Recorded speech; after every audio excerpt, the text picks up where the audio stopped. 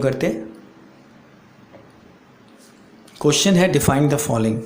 Photon packet होते हैं energy के, तवानाई, एनर्जी, गर्मी, ठीक है, उसके पैकेट होते हैं, डिब्बे होते हैं, छोटे छोटे पैकेट होते हैं, और ये पार्टिकल की तरह बिहेव करते हैं, यानी वो स्ट्रेट लाइन में ट्रैवल करते हैं। पार्टिकल स्ट्रेट लाइन में ट्रैवल करते हैं ना, लेकिन बट एक्चुअली वो पार्टिकल नहीं होते, पार्टिकल की तरह बिहेव करते हैं, but they are not actually a particle, ठीक है। सेकेंड हेडिंग है डिस्पर्शन ऑफ लाइट। डिस्पर्शन मतलब फैल जाना, टूट जाना, सही है, बिखर जाना।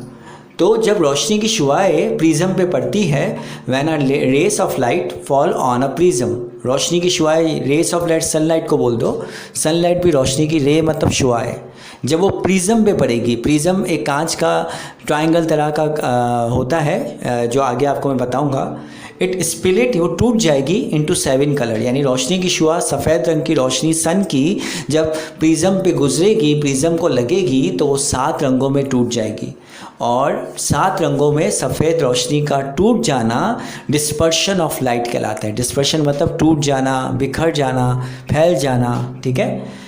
इसके बाद हमारा थर्ड हेडिंग है रेनबो। रेनबो क्या होता है? बारिश के बाद आप लोग आसमान में देखते हो ना, तो rainbow is an arc of spectral colour. Rainbow जो होता है आर्क होता है, ऐसे ज्योमेट्री में आर्क बनाते हैं ना ट्राइंगल के ऊपर, वो आर्क की तरह होता है, ठीक है, ऐसे ऐसे आर्क, ठीक है। अक्रॉस द स्काई, स्काई के ऊपर, अक्रॉस मतलब पूरे स्काई को क्रॉस करता है।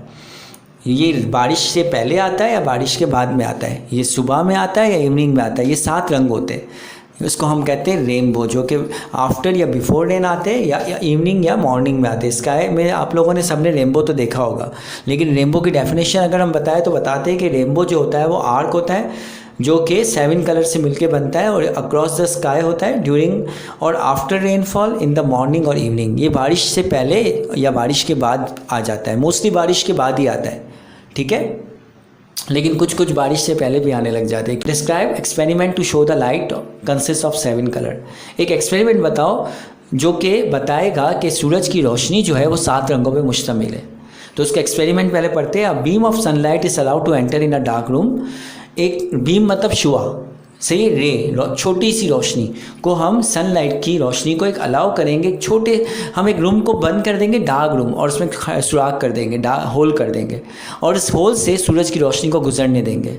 तो यहाँ पर यही बोला गया है कि सूरज की रोशनी को अलाउ करेंगे कि एक डार्क रूम से गुजरे, और वहाँ हमने 2 प्रिज्म प्लेस कर दिए, जैसे कि फिगर में मेंशन है, एक सीधा एक उल्टा, ये प्रिज्म है। Sunlight enter in the first prism, sunlight enter होगी फर्स्ट प्रिज्म पे और 7 रंगों में टूट जाएगी। आप चाहो तो ऐसा लिख लो या 7 लाइनें बना दो, और 7 रंगों में टूटेगी, वो होगा red, orange, yellow, green, blue, indigo and violet. तो आप ये भी लिख सकते हो आर, पहली लाइन आर, दूसरी ओ, तीसरी वाई, चौथी जी, 5वीं B, Chhathi I and last we. तो मैंने शुरू की और लास्ट की लाइन बनाई है।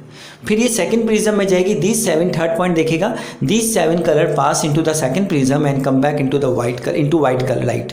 जब वो 7 रंग की रोशनी सेकंड प्रिज्म में जाएगी तो दोबारा से टूटकर या मिलकर दोबारा वाइट रोशनी बन जाएगी। यानी कि ये बताना, ये एक्सपेरिमेंट ये शो करता है, it shows that the white का लाइट यानी कि सनलाइट कंसिस्ट ऑफ 7 कलर। सफ़ेद रोशनी जो होती है वो 7 रंगों पे कंसिस्ट होती है, ठीक है, 7 रंगों पे कंसिस्ट होती है। और इसमें जो शुरू की जो लाइन होता है, शुरू का जो कलर होता है वो आर होता है, रेड, और आखिर का कलर जो होता है वो होता है हमारा वॉयलेट। तो उसमें जो शॉर्टेस्ट विजिबल वेवलेंथ होगी वो वॉयलेट होगी। शॉर्टेस्ट मतलब जो आखिरी वाली है, इसलिए ख़त्म हो गया ना, आखिरी में आके वॉयलेट में आके ख़त्म हो गया। और लॉन्गेस्ट विजिबल वेव लेंथ होगी, वेव लेंथ मतलब लंबाई, वेव की रेस की लंबाई। तो जो सबसे बड़ी वेव होगी ना, जिसकी लंबाई होगी वो रेड होगा। ये छुप गया है, वेव लेंथ इज़ रेड, ये आप देख लीजिएगा, visible wave length is red. मैंने नोट्स आपको भेजे, उसमें छुपानी है, फाइन। तो यहाँ पर ये बताना है shortest visible wavelength violet होगी और longest visible wavelength red होगी, सही है। तो रेड से शुरू होगा, इससे लॉन्गेस्ट होगी, फिर छोटी छोटी होती जाएगी।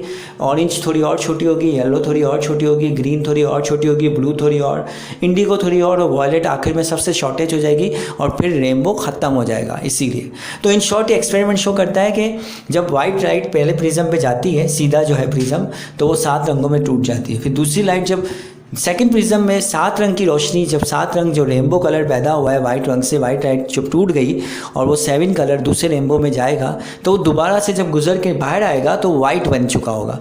ये शो क्या करता है कि रोशनी जो है वो 7 कलर पर डिपेंड होती है। एक्सपेरिमेंट में यही बताया गया है कि इसको शो करो कि राइट कलर का लाइट कंसिस्ट ऑफ 7 कलर, जो हमने शो कर दिया। ठीक है, ये डायग्राम बनाओगे जिसमें प्रिज्म सीधा है और उल्टा है, और वो डायग्राम नहीं बनाओगे, वो मैंने आपकी आसानी के लिए बनाया। आप चाहे तो डायग्राम को एज इट इज़ बना लो, या तो फिर डायग्राम में आर वी के बीच में बाकी कलर्स की भी लाइन बना देना। अंडरस्टैंड? चले, नेक्स्ट क्वेश्चन हमारा है एक्सप्लेन द इलेक्ट्रोमैग्नेटिक स्पेक्ट्रम। तो यहाँ पर बोला गया है कि लाइट जो है ना वो इलेक्ट्रोमैग्नेटिक होती है नेचर में। इलेक्ट्रोमैग्नेटिक मतलब ये कि इसके अंदर चार्ज होते हैं और थोड़ा सा मैग्नेटिक भी होता है, यानी कि उसके अंदर इलेक्ट्रिसिटी और मैग्नेट दोनों की खुसूसियत पाई जाती है रोशनी के अंदर। तो वो नेचर में ना एक स्पेक्ट्रम बनाती है। स्पेक्ट्रम मतलब शुआएं बनाती है जो कि कलरफुल होती है, और वो एक इलेक्ट्रोमैग्नेटिक रेडिएशन पैदा करती है।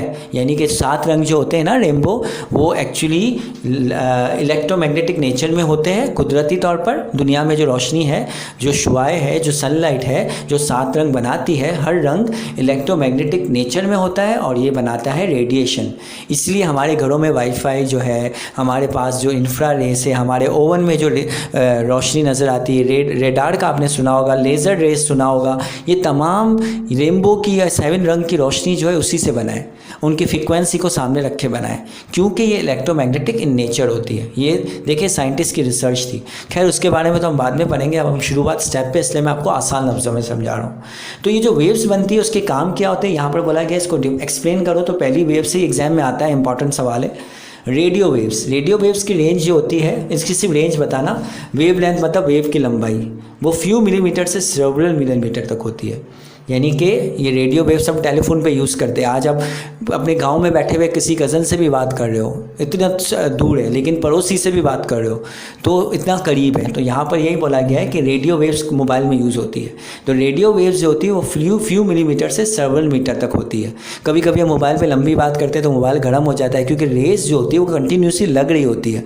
जबकि PTCL फ़ोन में तार होती है, हमें नज़र नहीं आती, वो तार से सारे सिग्नल ले जा रहा होता है, लेकिन यहाँ पर वेव्स की शक्ल में सिग्नल जा रहे होते हैं। ठीक है, वो रेडियो वेव्स कहलाती है, और इसकी लंबाई फ्यू मिलीमीटर से सेवरल मीटर तक होती है। इसके बाद माइक्रोवेव से, माइक्रो हमारा ओवन है, ठीक है, तो उसकी वेव्स कम होती है, वेव बिटवीन 1 मिलीमीटर से 300 मिलीमीटर, ये बहुत ही कम होती है। हम कुछ पकाते खाना, जब वो घूम रहा होता है तो उसके आसपास गर्म वेव्स घूम रही होती है। ठीक है, और ये रेडार में भी यूज़ होती है। एंड ओवन, ये एंड ओवन नीचे चला गया, एक ही है। ठीक है, एंड ओवन, अंडरस्टैंड।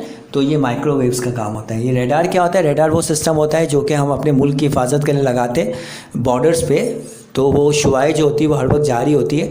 ये शुआएं जो है, कोई अगर हमारा परिंदा भी हमारे बॉर्डर को पास करता है ना, तो हमें इसका सिग्नल मिल जाता है। इसके बारे में तफसील रेडार का एक चैप्टर में मैं बताऊंगा कि सैटेलाइट में किस तरह से काम करता है। खैर इन शॉर्ट ये रेडार और ओवन में यूज़ होता है। रेडार हमारी सेफ्टी के लिए एक शुआएं जो होती है हम लगाते, लोग जेलों के बाहर भी लगाते हैं, ताकि कोई अगर मुजरिम बाहर चला जाए, जेल के हिस्से को क्रॉस करे, तो रेडार सिस्टम बता दे कि कोई इस रेडार रेस को क्रॉस किया है किसी ने।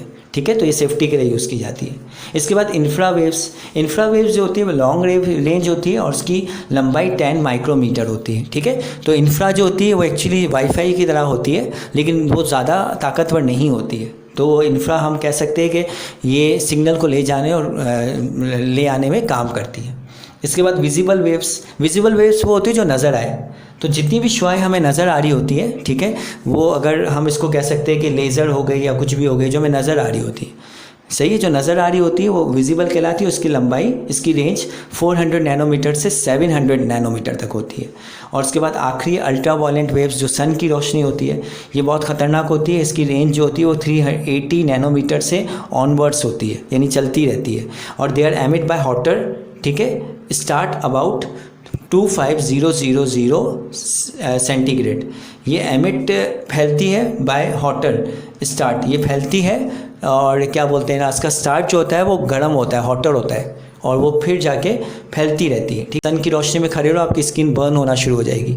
तो ये अल्ट्रा वायलेंट वेव्स होती है। अब आपको कुछ नज़र नहीं आ रहा, लेकिन ये शुआएं जो है आपके चेहरे को जला रही है। ठीक है, इसकी वजह से सोलर एनर्जी पैदा होती है, इतनी ख़तरनाक होती है कि हम घरों के पंखे चला सकते हैं इससे।